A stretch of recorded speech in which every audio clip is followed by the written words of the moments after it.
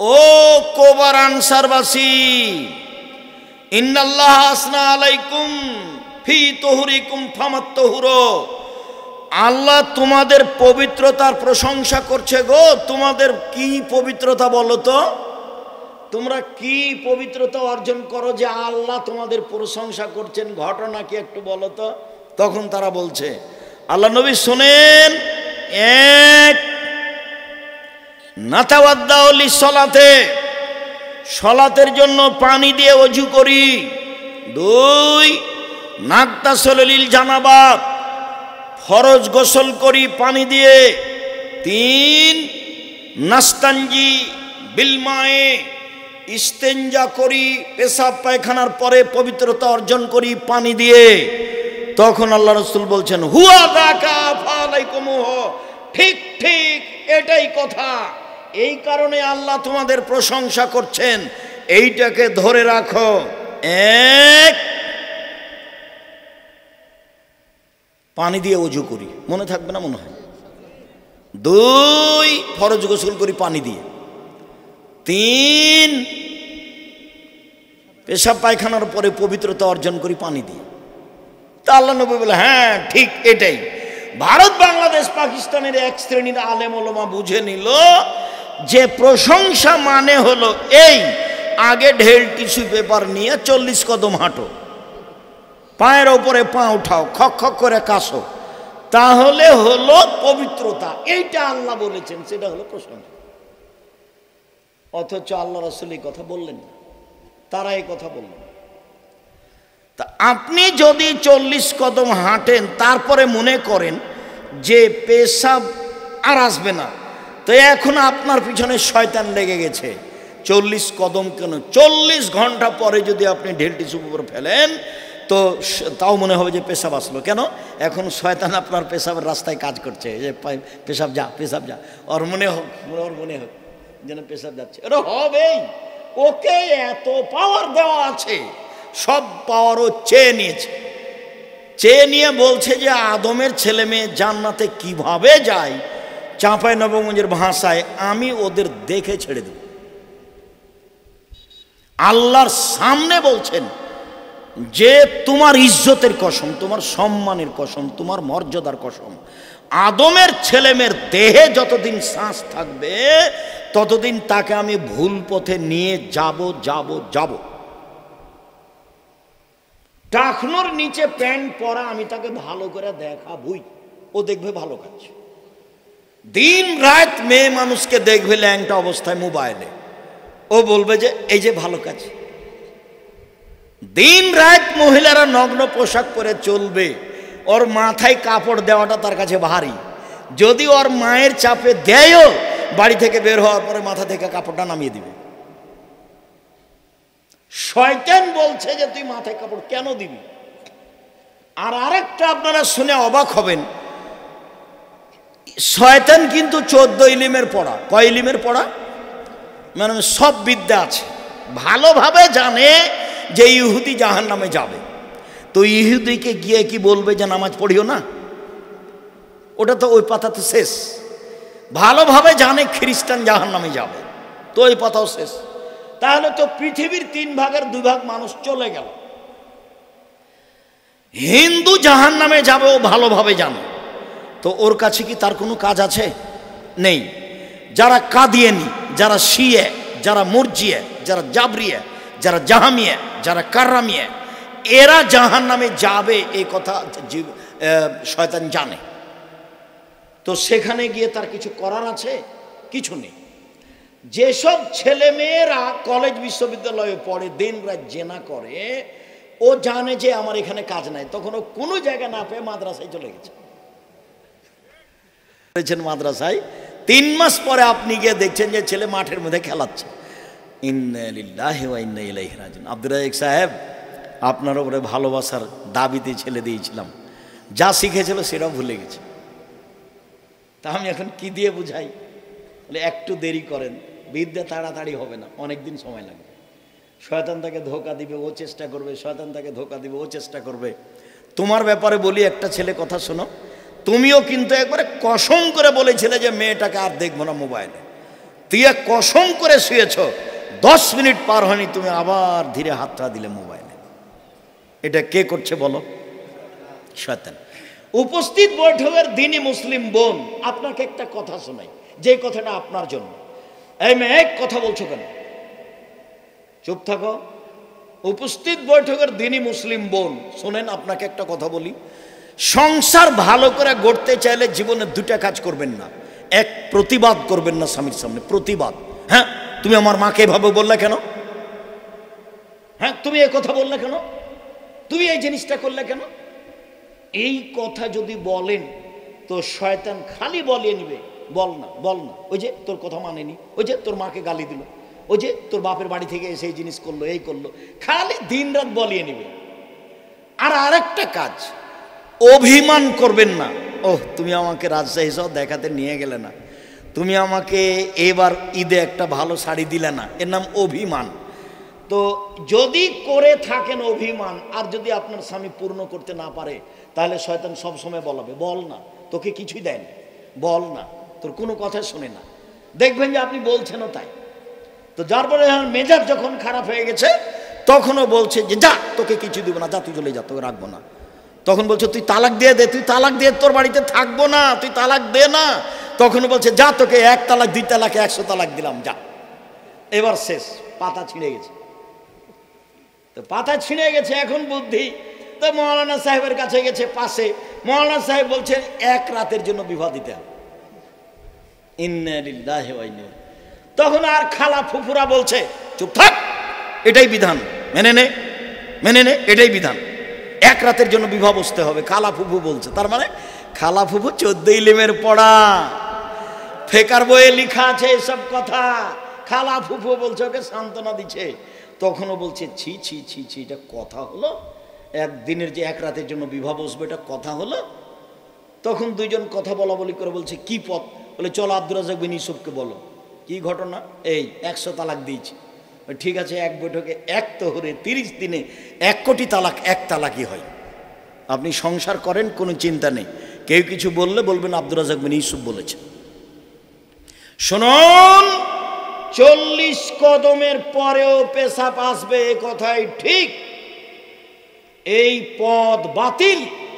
মেনে নিলাম যে আপনি 40 কদম হাঁটছেন, পায়ের উপরে পা উঠাচ্ছেন, খক খক করে কাছেন, তো আপনার স্ত্রী কি করবে এখন? ওইও কি 40 কদম হাঁটবে? হাঁটতে বলেন না দেখি। তাহলে ওইও কি পায়ের উপরে পা উঠাবে, খক খক করে কাশবে? ধর্ম পাগল হয়ে গেছে। धर्म राजशाही चापे रहो, मुझे हवाई लड्डू, दोनों हाथ में लड्डू है, जो चाहे उसको खा ले, जो चाहे उसको छोड़ दे। भूल हिसाब, बातिल हिसाब। पेशाब पायखानार परे पानी दिए पवित्रता अर्जन करते होबे। एरपरे यदि मने हय पेशाब आसलो, शयतानके बोलते होबे पेशाबे कापड़ भिजे जाकटी सर, आमि आर ओजू करब ना। सर तुई सर, सर तुई आमार कापड़ पेशाबे भिजे जाक, ताते आसे जाने तुई सर, आमि तोर कथा ग्रहण करब ना। যদি পানি না থাকে তাহলে ঢেল টিস্যু পেপার, তবু 40 কদম নয়, পায়ের উপরে পা উঠানো নয়, খক খক করে কাশা নয়, পবিত্রতার বিধান এটা নয়। আল্লাহর নবী বললেন কি করো বলো তো দেখি? 1 পানি দিয়ে ওযু করি, 2 ফরজ গোসল পানি দিয়ে করি, 3 পেশাব পায়খানার পরে পবিত্রতা অর্জন করি পানি দিয়ে। এটা হলো হাদিস। ভারত বাংলাদেশ পাকিস্তানের এক শ্রেণীর লোকেরা 3 নাম্বারটা এইভাবে বুঝল। কথা বুঝাতে পারিনি, মনে থাকবে না যে 3 নাম্বারটা ওরা কিভাবে বুঝলো? আল্লাহ আকবার, কাঁধ সামনাসামনি হাত উঠাবেন। আল্লাহ আকবার বলার পূর্বে কোনো কথা নেই। আল্লাহ আকবার এত পাওয়ারফুল শব্দ যে বিসমিল্লাহ চলবে না। অজু শেষ হয়েছে, বিসমিল্লাহ বলে অজু করবেন, না হলে অজু হবে না। অজু যখন শেষ হয়ে যাবে তখন বলবেন আশহাদু আল্লা ইলাহা ইল্লাল্লাহু ওয়াহদাহু লা শারীকা লাহু ওয়া আশহাদু আন্না মুহাম্মাদান আবদুহু ওয়া রাসূলুহু। এবার জান্নাতের সব দরজা খুলে গেছে, সবটাই খুলে আছে, যেটা দিয়ে ইচ্ছে ঢোকেন। এরকম কথা একটা আল্লাহ নবী মহিলাদের ব্যাপারে বলেছেন। সেখানে আবার পুরুষের কোনো সুযোগ নেই, এখানে মহিলাদেরও সুযোগ আছে। মহিলারাও যদি অজু করে বলে আশহাদু আল্লা ইলাহা ইল্লাল্লাহু ওয়াহদাহু লা শারীকা লাহু ওয়া আশহাদু আন্না মুহাম্মাদান আবদুহু রাসূলুহু, তাহলে জান্নাতের সব দরজা খুলে গেছে। আর মহিলাদের জন্য জান্নাতের সব দরজা খুলে যাবে যেখানে আছে, সেখানে আপনাদের সুযোগ নেই। 1 5 ওয়াক্ত সালাত মহিলা, 2 রমজানের সিয়াম রোজা, 3 স্বামীকে মেনে চলা, মিঠা লাগলেও তিতা লাগলেও, 4 জেনায় লিপ্ত না হওয়া। এই 4টা মহিলারা পালন করেছে, ওর জন্য জান্নাতের সব দরজা খুলে গেছে। মহিলাদের মান সম্মান অনেক বেশি, এর কারণে মহিলাদের লজ্জা কম, পুরুষের লজ্জা বেশি। সিনেমাতে দেখেন, মোবাইলে দেখেন, রাস্তাঘাটে দেখছেন মহিলা ল্যাংটা হয়ে আছে আর ওর স্বামী ফুল প্যান্ট পরে আছে, গলায় টাই আছে, হাতওয়ালা জামা আছে, পায়ে মোজা আছে। পুরুষ মানুষ কত ঝকঝকে হয়ে পোশাক পরে আছে, বউ সাথে আছে, ল্যাংটা হয়ে আছে। আর বড় ডাক্তারের কথা তো বলেছি, বড় ডাক্তারের আমি ওইভাবে নিন্দা করিনি, আমি এটা দুঃখে কষ্টে বলেছি। সবাই খারাপ এ কথা আমি বলিনি, বড় ডাক্তার সবাই খারাপ হবে এ কথা আমি বলিনি। তবে টাকা নিয়ে যদি ও অন্য কোম্পানির প্রেসক্রিপশন লেখে থাকে তাহলে সে জুতা খাওয়ার যোগ্য, এই কথাই ঠিক। ওর বিদ্যা তাকে বলবে আমি রোগীর চিকিৎসা করব, সবচেয়ে যেটা ভালো ওষুধ আমার বিদ্যায় আছে সেটাই লিখব।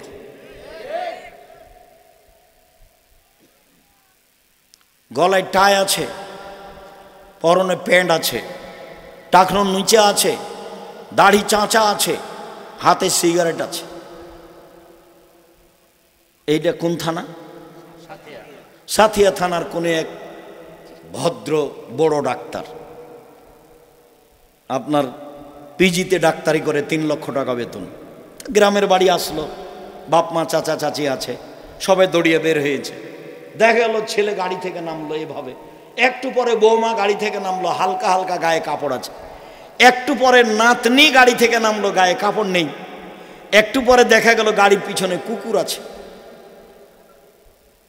সহযোগিতায় যারা আছে সব মহিলা মানুষ। প্রেসক্রিপশনে যা লিখেছে ওই কোম্পানি লেখা আছে যে টাকা দিয়েছে। বলেন এ শিক্ষিত মানুষ কিনা? নিজের বিবেচনা নিজের কাছে রাখতে হবে, অন্যের কাছে দিয়ে ফলাফল ভালো হবে না। আল্লাহু আকবার বলার পূর্বে কোনো কথা নেই, এটাই সবচেয়ে পাওয়ারফুল শব্দ। আল্লাহু আকবার বলে ডান হাতের কবজি বাম হাতের কবজির উপরে রাখতে হবে, সহিহ হাদিস। বাহুর উপরে রাখতে হবে, সহিহ হাদিস। তারপরে বুকের উপর রাখতে হবে, সহিহ হাদিস। নাভির নিচে রাখা যায় প্রমাণে হাদিস 3টাই জয়ীফ। আবু হুরায়রা রাদিয়াল্লাহু তাআলা আনহু বলেন, আমি আল্লাহর নবীকে জিজ্ঞাসা করলাম, বেআবি আনতা উম্মি, আল্লাহর নবী আপনার নামে আমার পিতামাতা কুরবান হোক, মা তাকুলু ফি ইসকাতিকা বাইনা তাকবীর ওয়াল কিরাতে। আপনি আল্লাহু আকবার বলার পরে খানিকক্ষণ চুপ থাকেন, আপনি কি বলেন? কি বলেন আল্লাহর নবী একটু বলেন তো, আপনি চুপ থেকে কি বলেন? তখন আল্লাহ রাসূল বলছেন, আমি বলি আল্লাহুম্মা বাঈদ বাইনি ওয়া বাইনা খাতায়ায়া কামা বা'আদতা বাইনাল মাশরিক ওয়াল মাগরিব। হে আল্লাহ, তুমি আমার মাঝে আর আমার পাপের মাঝে অত দূরত্ব করো পূর্ব পশ্চিম যত দূরত্বে রয়েছে, মানে পাপ যেন আমার ধারে কাছে না থাকে। আল্লাহুম্মা নাক্কিনি মিনাল খাতায়া কামা ইউনাক্কা সাউল আবিজ মিনাত তানাস। আমাকে পাপ থেকে ধুয়ে পরিষ্কার করে দাও, সাদা কাপড়কে যেভাবে ময়লা থেকে ধুয়ে পরিষ্কার করা হয়। আল্লাহুম্মা মাগসিল খাতায়া বিল মাই ওয়াস সালজি ওয়াল বারাদ। হে আল্লাহ, তুমি আমার পাপকে তুষার দিয়ে, বরফ দিয়ে, ঠান্ডা পানি দিয়ে, পরিষ্কার পরিচ্ছন্ন পানি দিয়ে ধুয়ে পরিষ্কার করে দাও। এইটা আমি বলি। আলী রাদিয়াল্লাহু তাআলা আনহু বলেন যে কামা রাসূলুল্লাহ সাল্লাল্লাহু আলাইহি ওয়াসাল্লাম সালাত কাব্বারা, তিনি সলাতে দাঁড়ালেন, আল্লাহু আকবার বললেন। তারপরে তিনি বলছেন, ইন্নী ওয়াজ্জাহতু ওয়াজহিয়া লিল্লাযী ফাতারাস সামাওয়াতি ওয়াল আরদ হানিফা ওয়া মা আনা মিনাল মুশরিকিন।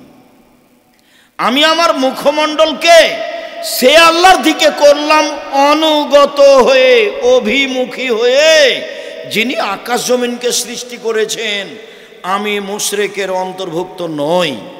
ইন্না সলাতি ও নসুকি ও মাহিয়া ও মামাতি লিল্লাহি রাব্বিল আলামিন। আমার সালাত, আমার কুরবানি, আমার ইবাদত সব একমাত্র আল্লাহ তাআলার জন্য।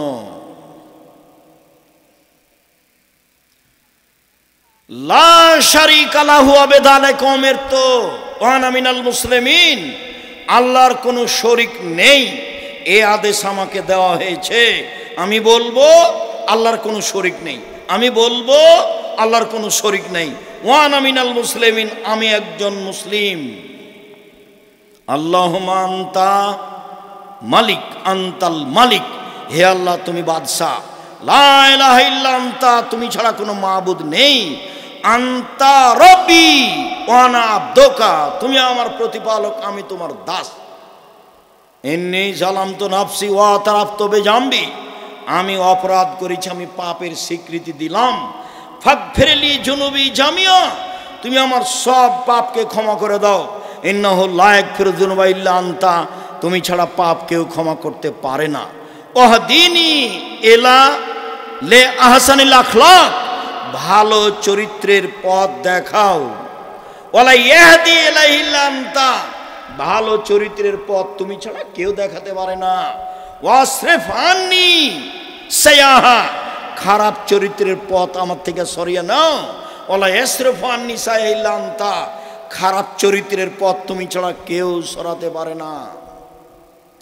লাব্বাইক ওয়া সাদাইক, আমি তোমার দরবারে উপস্থিত, তোমার কল্যাণ কামনা করি। অল খায়রু ফি ইয়াদাইক, সব কল্যাণ তোমার হাতে। অশাররু লাইসা ইলাইক, অকল্যাণ তোমার পক্ষ থেকে হয় না, শুধুমাত্র কল্যাণ তোমার পক্ষ থেকে হয়ে থাকে। তাবারাকতা ওয়া তাআলাইতা, তুমি সম্মানিত, তুমি উঁচু। আস্তাগফিরুল্লাহ ওয়া আতুবু ইলাইহি, আমি আল্লাহর তোমার কাছে ক্ষমা চাচ্ছি, তোমার নিকটে ফিরে যেতে চাই। এটা হলো সানা। লম্বা হয়ে গেল নাকি? ওইটা ছিল একটা, এটা হলো একটা। তাহলে আর একটা সানা বলি। ওইটা সানাটা আগে বলতে পারেন, ওটা হলো রাতের সালাতের জন্য।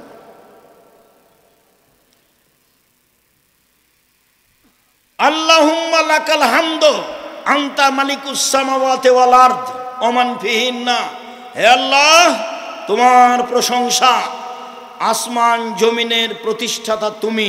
কাইয়ুমুস সামাওয়াতি ওয়াল আরদ ওয়া মান ফিহিন্না, এবং এর মধ্যে যা কিছু আছে তার প্রতিষ্ঠাতা তুমি।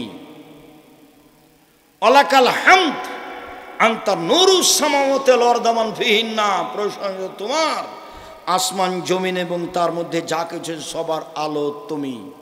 ওয়ালাকাল হামদ আনতা মালিকুস সামাওয়াতি ওয়াল আরদি ওয়া মান ফিহিন্না, প্রশংসা তোমার, আসমান জমিনে যা কিছু আছে তার মধ্যে যা কিছু আছে সবের মালিক তুমি। লাকাল হামদ, প্রশংসা তোমার। লেকাউকা হাক্কুন, তোমার সাক্ষাৎ সত্য। অকাউলুকা হাক্কুন, তোমার কথা সত্য। অল জান্নাত হাক্কুন, জান্নাত সত্য। ও নার হাক্কুন, জাহান্নাম সত্য। ও নাবিউনা হাক্কুন, নবীগণ সত্য। ও সাত হাক্কুন, কিয়ামত সত্য। ও মুহাম্মাদুন হাক্কুন, মুহাম্মদ সত্য। আল্লাহুম্মা আসলামতু নাফসি ইলাইকা, হে আল্লাহ আমি নিজেকে তোমার কাছে সমর্পণ করলাম। আমান্ত বেকা, আমি তোমাকে মেনে নিলাম। ওয়ানাবত ইলাইকা, আমি তোমার কাছে ফিরে গেলাম। ওয়া খাসামত ইলাইকা, আমি ঝগড়া বিবাদ তোমার কাছে সমর্পণ করলাম। ওয়া হাকামত ইলাইকা, আমি বিচারাদি তোমার কাছেই সমর্পণ করলাম সব কিছু। ওয়া তাওয়াক্কালতু আলাইকা, তোমার উপরে আমি ভরসা করলাম। আল্লাহুম্মা গফিরলি মা কাদ্দামতু ওয়া মা আখারতু ওয়া মা আসরারতু ওয়া মা আলামতু ওয়া আনতা আলামু বিহি মিন্নি। আল্লাহ তুমি আমার আগের পাপ, বড় পাপ, ছোট পাপ, বড় পাপ, প্রকাশ্য পাপ, অপ্রকাশ্য পাপ, যত জীবনে পাপ করেছি সব ক্ষমা করে দাও। তুমি যে পাপ জানো আমার জানা নাই সেটা তুমি ক্ষমা করে দাও। লা ইলাহা ইল্লা আনতা, তুমি ছাড়া কোনো মাবুদ নেই। আনতাল মুকাদ্দিম ওয়া আনতাল মুআখির, তুমি আগে থেকে আছো, তুমি চিরদিন থাকবে, তুমি ছাড়া প্রকৃত কোনো মাবুদ নেই। এটা একটা সানা। যাক, ছোট সানাই থাকি। তারপরে আউযু বিল্লাহি মিনাশ শাইতানির রাজিম, মাদুর বিতাড়িত শয়তান থেকে পরিত্রাণ চাচ্ছি। বিসমিল্লাহির রহমানির রহিম, পরম দাতা দয়ালুর নামে আরম্ভ করলাম। আলহামদুলিল্লাহি রাব্বিল আলামিন, বিশ্বজগতের প্রতিপালকের প্রশংসা। আর রহমানির রাহিম, তিনি হচ্ছেন পরম দাতা দয়ালু। মালিক ইয়াউমিদ্দিন, তিনি হচ্ছেন বিচার দিনের মালিক। ইয়াকা নাবুদু, একমাত্র তোমার ইবাদত করি। ওয়া ইয়াকা নাস্তাইন, একমাত্র তোমার নিকটে সাহায্য চাই। এখন পর্যন্ত কিন্তু কিছু হয়নি। এখন পর্যন্ত যা বললাম সব কিছু তারই প্রশংসা। এখন পর্যন্ত নিজের জন্য কিছু বলিনি। এত কিছু বলার পরে এখন বলছি, ইহদিনাস সিরাতাল মুস্তাকিম, আমাকে সোজা পথ দেখাও। সিরাতাল্লাযিনা আনআমতা আলাইহিম, ওই পথ তুমি দেখাবে যাদের ভালোবেসেছো। গায়রিল মাগযুবি আলাইহিম ওয়ালাদ-দাল্লিন, ওদের পথ তুমি দেখায় না যাদের খারাপ বেসেছো। আমিন। লম্বা সময় ধরে তোমার নিকটে যে প্রার্থনা করলাম, এটা কবুল করো। সূরা ফাতিহাতে একটাই বাক্য আছে, সেটা হলো আমাকে সোজা পথ দেখাও, সরল পথ দেখাও। আবুল আলা মওদুদী রাহিমাহুল্লাহ বলেছেন, আমাকে রাজপথ দেখাও। পৃথিবীর সব বিদ্বান বলেছেন, আমাকে সোজা পথ দেখাও। আর উপরে যা কিছু বলা হয়েছে শুধু এটা বলার জন্য। হঠাৎ যদি একটা লোককে বলেন যে ভাইজান আমার ছেলের হাত ভেঙে গেছে, 10,000 টাকা দেন তো, কে তুই রে? তুই টাক্স সাল এখানে আমি বানিয়ে রেখেছি নাকি তোর জন্য? ভাইজান আসসালামু আলাইকুম, আপনি খুব ভালো মানুষ, সবাই আপনার প্রশংসা করে, আপনি মানুষকে দিয়ে থাকেন, ভাইজান মনে কিছু নিয়েন না, সবাই আপনার কাছে পায়, সেই জন্য এসেছি। আমার ছেলের হাত ভেঙে গেছে, একটু দয়া করে আপনাকে অনুরোধ করে বলছি, আত্মা ধরে বলছি, ভাইজান আমাকে 10,000 টাকা দেন। আচ্ছা এখন যা, বিকেল আসিস, দেখি কি করা যায়। একটা কিছু বলবে, আর প্রথমে গিয়ে যদি বলেন 10,000 টাকা দেন, এটা মানুষই সহ্য করে না, তো আল্লাহ করবেন কি করে? এখন আল্লাহকে কিছু বললে উনি খুশি হন। কি বললে খুশি হন? প্রশংসা করলে খুশি হন। প্রশংসা, বাস। কি নিবা নাও, খালি বলো সুবহানাল্লাহ, আলহামদুলিল্লাহ, আল্লাহু আকবার, লা ইলাহা ইল্লাল্লাহ, যা চাইবে ভরে ফেলে দেব। সুবহানাল্লাহ আলহামদুলিল্লাহ বলো, আকাশ জমিন আমি নেকি দিয়ে পূর্ণ করে দেব। আফজালুদ দুআ আলহামদুলিল্লাহ, সবচেয়ে উত্তম দোয়া আলহামদুলিল্লাহ। আফজালুজ যিকরি লা ইলাহা ইল্লাল্লাহ, উত্তম জিকির হলো লা ইলাহা ইল্লাল্লাহ। মানুষের মুখে উচ্চারণে একেবারেই হালকা দুটা বাক্য, আল্লাহর নিকটে অতীব প্রিয় দুটা বাক্য, দাঁড়িপাল্লায় অতীব ভারী দুটা বাক্য, তা হলো সুবহানাল্লাহি ওয়া বিহামদিহি সুবহানাল্লাহিল আযীম। আর বললেন শোনো, একটা তাসবিহ পড়ো, তাহলে বিচারের মাঠে ওই তাসবিহ আসবে সামনের দিক থেকে ঢাল হিসাবে, জাহান্নাম থামো, ঢালও দেন। আর পিছন দিক থাকবে ওই বাক্য রক্ষক হিসাবে, আর হবে স্থায়ী শতামল, তা হলো সুবহানাল্লাহি ওয়া আলহামদুলিল্লাহি ওয়া লা ইলাহা ইল্লাল্লাহ, আল্লাহু আকবার। আলহামদুলিল্লাহি রাব্বিল আলামিন, বিশ্বজগতের প্রতিপালকের প্রশংসা। আর রহমানির রহিম, তিনি হচ্ছেন পরম দাতা দয়ালু। মালিক ইয়াউমিদ্দিন, তিনি হচ্ছেন বিচার দিনের মালিক। ইয়াকা নাবুদু, একমাত্র তোমার ইবাদত করি। ওয়া ইয়াকা নাস্তাইন, একমাত্র তোমার কাছে সাহায্য চাই। আমার একটা কথা শোনো, ইহদিনাস সিরাতাল মুস্তাকিম, তুমি আমাকে সোজা পথ দেখাও, বাস, কথা শেষ। সোজা পথ মানে, হ্যাঁ, যাদের ভালোবেসেছেন তাদেরটা দিবেন। সোজা পথ মানে, হ্যাঁ, যাদের খারাপ বেসেছেন তাদেরটা দিবেন না। কথা বোঝা যায় না?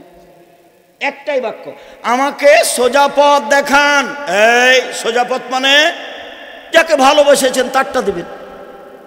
এই সোজা পথ মানে যাকে খারাপ বেসেছেন তারটা দিবেন না। এটা হলো সোজা পথ। এতক্ষণ বললাম আমিন বলো, যার জন্য ইমামকেও সূরা ফাতিহা পড়তে হবে, মুক্তাদিকেও পড়তে হবে, সরাবে হলে পড়তে হবে, নীরবে হলে পড়তে হবে। পৃথিবীতে ব্যতিক্রম দোয়া এটা। বিসমিল্লাহির রহমানির রহিম, পরম দাতা দয়ালুর নামে আরম্ভ করছি। কুল হুয়াল্লাহু আহাদ, আল্লাহ একক, নিরপেক্ষ মুখাপেক্ষীহীন। আল্লাহুস সামাদ, নিরপেক্ষ মুখাপেক্ষীহীন। লাম ইয়ালিদ, তিনি কাউকে জন্ম দেননি। ওয়া লাম ইয়াকুল লাহু কুফুয়ান আহাদ, তিনি কারো কাছে জন্ম নেননি, তার সমকক্ষ কেউ নেই। আল্লাহু আকবার। হাত ওই পর্যন্ত উঠাবেন, কাঁধ সামনাসামনি, প্রথমবার যেভাবে উঠিয়েছিলেন। সব বুখারী মুসলিমের হাদিস। তারপরে হাত উঠে রুকুতে যাবেন। লাম ইউসখিস ওলাম ইসাব্বিহু, মাথা উঁচুও করবেন না, মাথা নিচেও করবেন না, একবারে সোজা হয়ে থাকবে। আর হাতের আঙ্গুল খোলা খোলা থাকবে, হাঁটু চেপে ধরে থাকবেন। মাথা উঁচু হবে না, নিচু হবে না, পিঠের লম্বা হাতটা সোজা হয়ে থাকবে। সুবহান রব্বিয়াল আযীম যতবার ইচ্ছে। সুবহানাকা আল্লাহুম্মা রব্বানা ওয়া বিহামদিকা আল্লাহুম্মা ইগফিরলি, তোমার প্রশংসা সহকারে পবিত্রতা বর্ণনা করছি, তুমি আমাকে ক্ষমা করো, যতবার ইচ্ছে। সুবহুন কুদ্দুসুন রব্বুল মালাইকাতুর রূহ, তুমি পাক, তুমি পবিত্র, তুমি ফেরেশতার প্রতিপালক, তুমি জিবরাইলের প্রতিপালক, যতবার ইচ্ছে। তারপরে বলেন সামি আল্লাহু লিমান হামিদা, আল্লাহ ওই লোকের প্রশংসা শুনলো যে তার প্রশংসা করলো। হামদান কাসিরান তাইবান মুবারাকান ফি, খুব প্রশংসা, মঙ্গলময় প্রশংসা। মিলাস সামাতে, আকাশ পরিমাণ প্রশংসা, মিলাল আর জমিন পরিমাণ প্রশংসা। মিলা মাসে তামিন শাইন বাদো, তুমি যে কত চাও আমি জানি না, যত চাও তত তোমার প্রশংসা। রুকু থেকে উঠে দাঁড়িয়ে দাঁড়িয়ে বলবেন, সিজদায় যাবেন না, দাঁড়িয়ে থাকবেন আর বলবেন। তারপরে চলেন এবার সিজদায়, দাঁড়িয়ে থাকবেন, এবার সব হাড় যেন স্ব স্থানে যায়, চলেন সিজদায় যাই।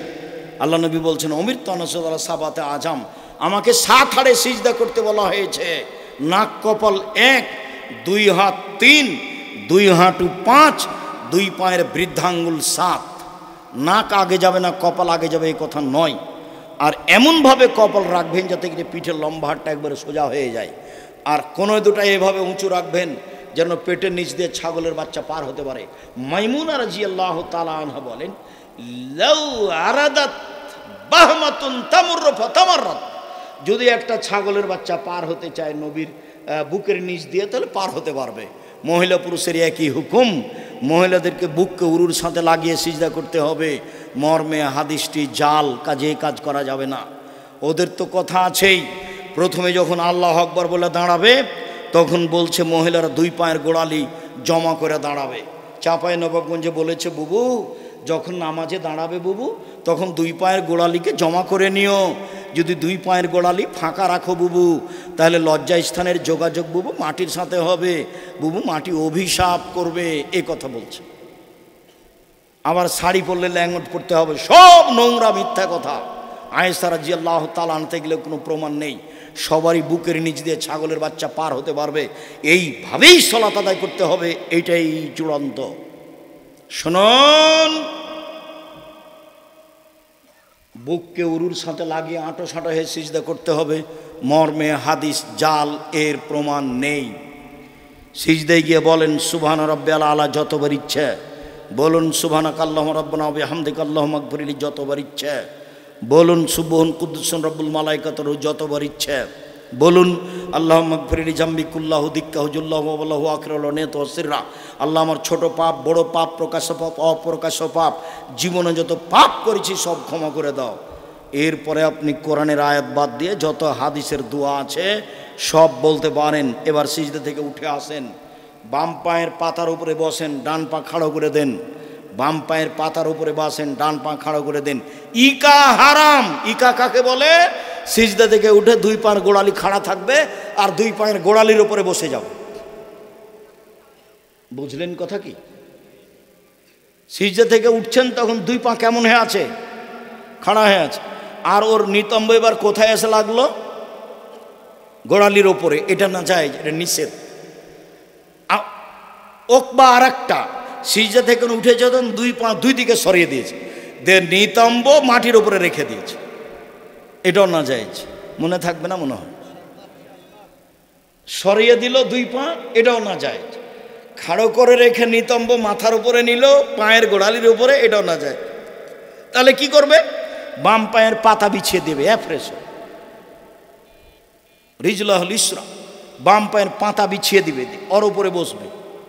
ওয়ানসিব রিজলাহুল ইউমনা, ডান পা খাড়ো করে রাখবে।